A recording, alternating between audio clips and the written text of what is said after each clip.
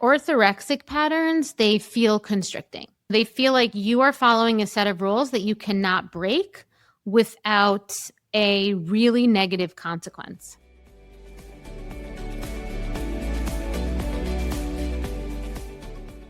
Hello, and welcome back to another new episode of Emotional Eating Unwrapped. Today, we're going to talk about 4 ways even healthy, quote unquote, diets can disconnect you from your body.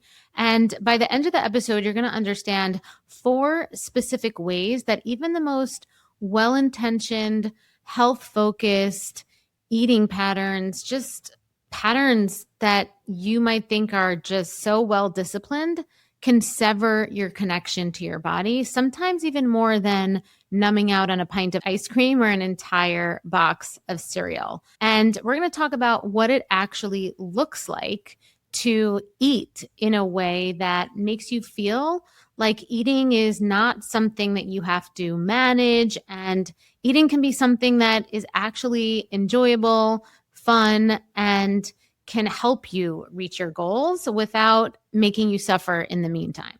All right. So before we get into it, my name is Alana Kessler. I am a registered functional dietitian and someone who's worked with enough high-achieving, health-conscious women to know that it's the most painful food struggles, honestly, are sometimes hiding behind, the healthiest looking eating habits, the healthiest looking plates. So let's get into it. The first thing I want you to understand is that body disconnection is not caused by superficial choices like eating too much pizza or skipping the gym or having a glass of wine on a random Tuesday.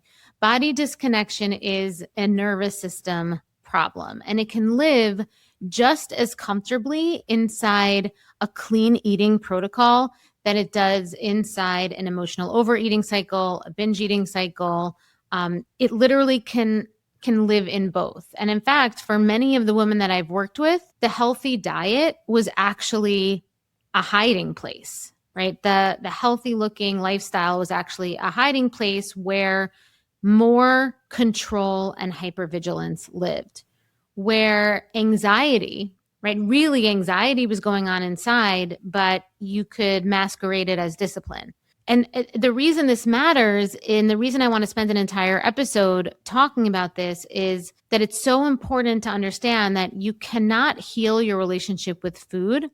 You cannot lose weight and enjoy all food without feeling like you're consistently on a diet, while still using food as a mechanism for managing your sense of security, even if that food is vegetables, protein, right? Grilled chicken. It doesn't matter, right? It doesn't matter what the food is if the energy behind it is still nervous system dysregulation. Okay, so let's talk about 4 ways this shows up.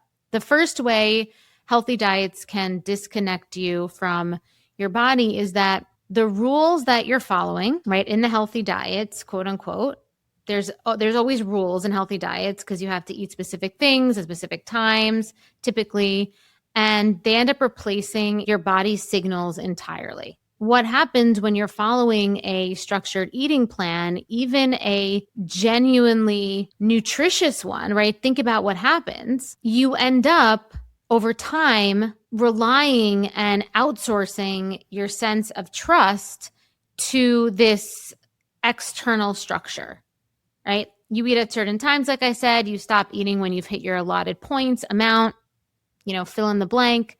You choose food from an approved list. You avoid foods from a restricted list. And, the authority now is this external structure. So your hunger cues, they actually, instead of just being information, they start to become inconvenient, right? If, it's just like, this is what happens. Okay. Like you get nervous, you get fearful of hunger cues, you get scared of desire. And beneath the surface, what's happening is that every time that you have overridden a hunger cue or a desire for something because maybe it's too many calories or it's not approved for the day, you send your nervous system a message that your natural innate signals don't matter, right? An external authority matters. And the more consistently that message is sent, the more your body learns to stop sending them, right? The more your body learns to like disconnect from you, go offline from you. And this is, I think, the misunderstanding is we think that healthy eating, or many of us are told that healthy eating is to get the food right, the substance right. But if getting the substance that you're eating right, AKA the food, means systematically ignoring what your body is telling you, you're not building a healthy relationship with food. You're building a more sophisticated version of the same disconnection.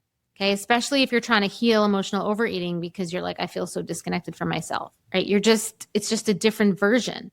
The second way is that clean eating, right? Healthy eating, clean eating becomes a subconscious, eventually conscious form of control. This is a little bit uncomfortable because it's also easy to miss, because healthy eating and eating clean and all of these types of ways to describe a diet actually can become a socially acceptable form of control. Control and restriction, they don't always look like deprivation. They don't always look like your cliche person like pushing food in different areas of their plate, not eating anything. Sometimes it can look like, over preparation, right? Like being the person who always knows exactly what they're going to eat.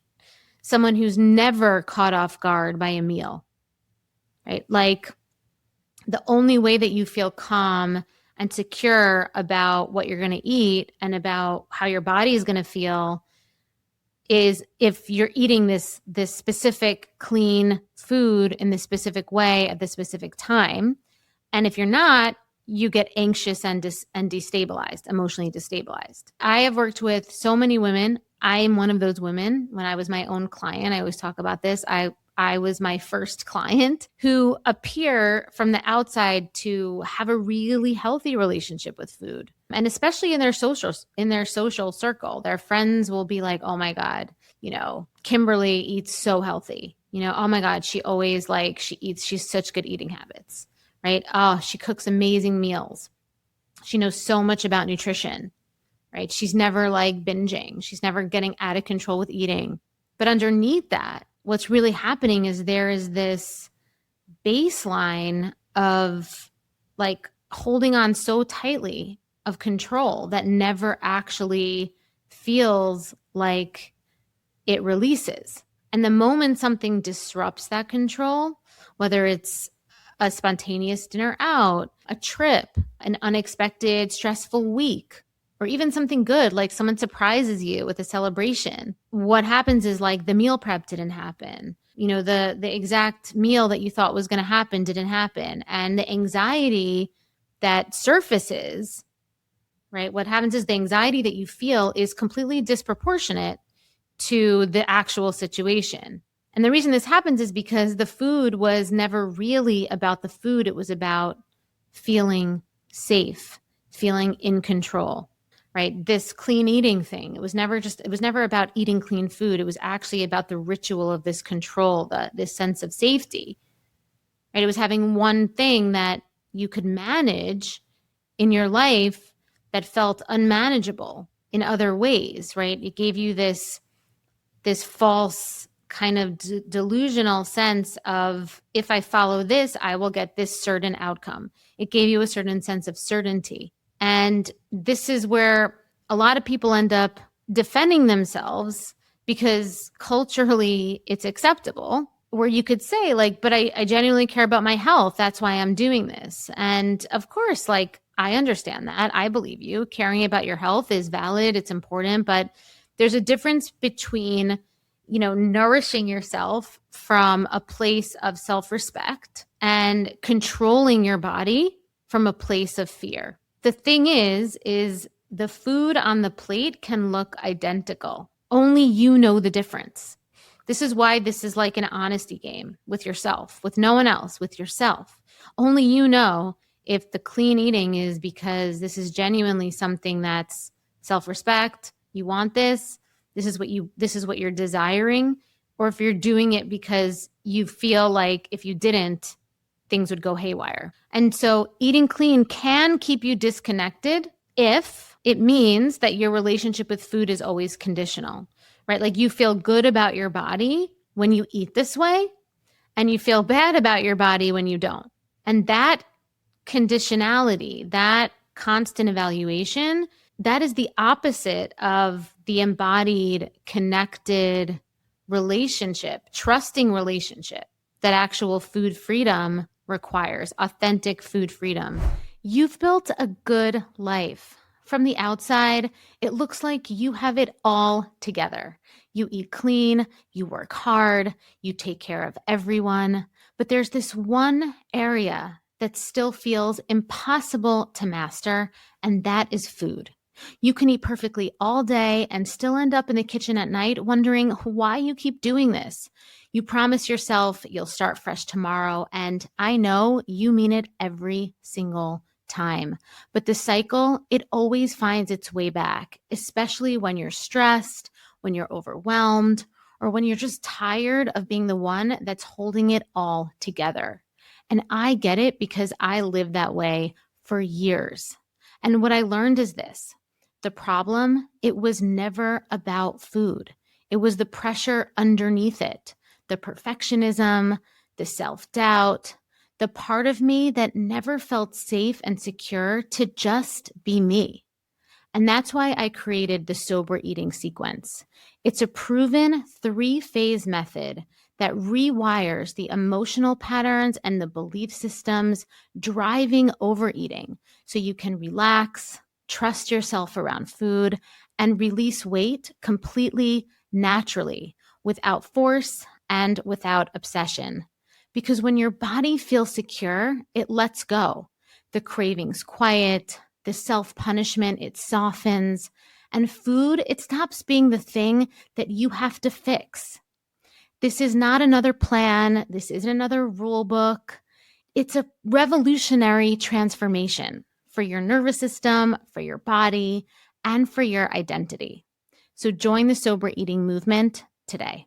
The third way that healthy diets can disconnect you from your body is one that I think wellness culture doesn't talk about as much, but I think it's really important. And it's when it starts to cross over into orthorexia. Now, this is a relatively new term, but orthorexia is not about eating too little or too much. It's about an obsessive focus on eating correctly. And the anxiety, the shame, and self-judgment that follows when you don't. Okay. And a lot of times orthorexia is this insidious thing that lives inside like food sensitivity protocols, elimination diets, anti-inflammatory eating plans, clean lifestyles. It can look completely indistinguishable from just being health conscious from the outside. But here's how you know the difference. Being health conscious, right? Like being conscious about your health and in a good way, right? Feels expansive. It feels like you're caring for yourself, you're adding nourishment, you're making choices from, genuine intention. There's room for flexibility. If you eat something that's, a little bit off because you wanted it or it was aligned with the moment, right? You're okay with it. But orthorexic patterns, they feel constricting. They feel like you are following a set of rules that you cannot break without a really negative consequence. And not a physical consequence per se. It's not like it's going to be physical, but an emotional consequence, right? You're going to feel guilt. You're going to feel shame. You're going to feel fear. You're going to feel danger. You're going to feel like you failed, right? Like you're going to feel like you disappointed somebody or you didn't do it correctly. And when eating well feels like you're safe and eating badly feels like a moral failure, that's not a health practice, right? That's not a healthy situation. You don't want to get a sense of safety from eating a particular protocol and then feel like absolute crap and feel like a huge failure when you don't. What that is, wellness in a masquerade, right? Like it's like it's a nervous system. It's a toxic nervous system pattern masquerading as wellness. And the disconnection it creates within yourself is profound, because when you are that focused on the correctedness of your eating, you have completely left your body, right? You're not eating from a place of embodiment and connection. You're living in your head the whole time, evaluating, self-monitoring, calculating, and your body becomes just like an object. You're objectifying yourself. And when you objectify yourself, you can't be connected to yourself at the same time. And the last way that I want to talk about, and in many ways it's the deepest one, is that healthy eating can become a highly effective strategy for avoiding emotional experience altogether. Food in any form can be used to regulate emotion, right? We know this about binging. We know this about emotional overeating, but we don't actually talk about it enough in the sense of how a rigidly, quote unquote, healthy eating pattern can serve the exact same function. It's just in a different wrapping, right? When you're so meticulously focused on what you're eating, right? Constantly like planning, preparing, optimizing, monitoring, calculating, you're occupied. You know, your mind has somewhere to go, and you don't have to focus on the other kind of messier, less clear sensations and feelings that are going on underneath. You don't have to feel the anxiety about the relationship. You don't have to feel the grief, the disappointment that you haven't processed yet. You don't have to feel the resentment or the anger that's bubbling up inside of you. You don't have to feel the isolation or the loneliness that comes up at night. A healthy diet protocol gives the anxious, high-achieving, intellectual, emotionally intelligent woman, and I say it with so much recognition and love because this is me, this was me. It gives her a place to channel all of that unprocessed emotional energy that looks productive, right? It gives us a place to process it, and it looks productive at the same time. And it looks like self-care at the same time. And it earns external validation because everyone's like, wow, you're so amazing. You're so disciplined. You take care of yourself, right? But nobody looks or sees the woman that's, underneath there that really just wants someone to notice, or maybe not, but like somewhere deep down, she does want someone to notice how she's feeling. Is she really okay?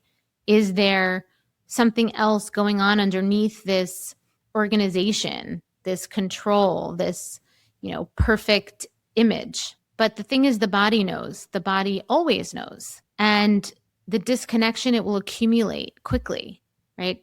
Invisibly, until the day that something disrupts that, and the feelings that were being managed by this organized, seemingly healthy lifestyle behavior suddenly has nowhere to go, right? The feelings now have nowhere to go. And this is what changed for me. When I stopped using food in these yo-yo ways, right? First, it was a restriction for me. First, it was this healthy, clean eating lifestyle for me, just what I'm describing today, right? I was a teenager then. And then it became the binging and the purging, right? But when I stopped using my experience with food and eating as my primary emotional management tool, I had to learn to actually feel things. And that was the beginning of my real healing, right? It had nothing to do with eating differently, right? That was the, connection to myself wasn't about food really.